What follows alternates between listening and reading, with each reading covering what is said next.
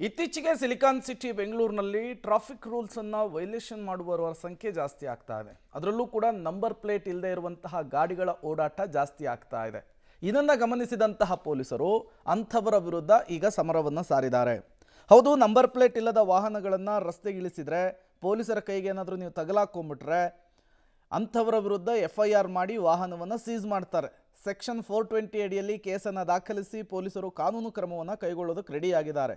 ಬೆಂಗಳೂರು ಪೊಲೀಸರು ಈ ಕಠಿಣ ಕ್ರಮಕ್ಕೆ ರೆಡಿಯಾಗಿದ್ದಾರೆ. ಕೆಲವರು ಸಂಚಾರಿ ನಿಯಮ ಉಲ್ಲಂಘನೆಯನ್ನು ಮರೆಮಾಚುವುದಕ್ಕೆ, ಅಪರಾಧ ಕೃತ್ಯಗಳಲ್ಲಿ ಭಾಗಿಯಾಗುವುದಕ್ಕೆ, ಇನ್ನೂ ಕೆಲ ಪುಂಡರುಗಳು ಈ ವೀಲಿಂಗ್ ಮಾಡುವುದಕ್ಕೆ ವಾಹನದ ನಂಬರ್ ಪ್ಲೇಟನ್ನೇ ಹಾಕ್ತಾ ಇಲ್ಲ. ನಂಬರ್ ಪ್ಲೇಟನ್ನು ವಿಕಾರಗೊಳಿಸಿ ಓಡಾಡುವ ಪ್ರವೃತ್ತಿ ಮತ್ತು ಕಯಾಲಿ ಜಾಸ್ತಿ ಆಗ್ತಾ ಇದೆ. ಅಂಥವರನ್ನು ಮಟ್ಟ ಹಾಕಬೇಕು ಅಂಥೇಳಿ ಈಗ ಪೊಲೀಸರು ರೆಡಿಯಾಗಿದ್ದಾರೆ. ಪಶ್ಚಿಮ ವಿಭಾಗದ ಒಂದರಲ್ಲಿಯೇ 40ಕ್ಕೂ ಹೆಚ್ಚು ವಾಹನ ಸವಾರರ ವಿರುದ್ಧ ವಂಚನೆ ಕೇಸ್ ದಾಖಲಿಸಿದ್ದಾರೆ ಪೊಲೀಸರು. ನಗರದ ವಿವಿಧ ವಿಭಾಗಗಳಲ್ಲಿ ಒಟ್ಟು 100ಕ್ಕೂ ಅಧಿಕ ವಾಹನ ಸವಾರರ ವಿರುದ್ಧ ಪ್ರಕರಣವನ್ನು ದಾಖಲಿಸುವ ಮೂಲಕ ಬಿಸಿ ಮುಟ್ಟಿಸುವಂತಹ ಕೆಲಸ ಮಾಡ್ತಿದ್ದಾರೆ. ಒಂದು ರಾತ್ರಿಯಲ್ಲಿ ನಗರದಾದ್ಯಂತ ಸುಮಾರು 1,000ದಷ್ಟು ವಾಹನಗಳನ್ನು ಪೊಲೀಸರು ಸೀಸ್ ಮಾಡಿದ್ದಾರೆ, ನಂಬರ್ ಪ್ಲೇಟ್ ಇಲ್ಲದೇನೆ ಓಡಾಡುವಂತಹ ಕಾರಣಕ್ಕೆ.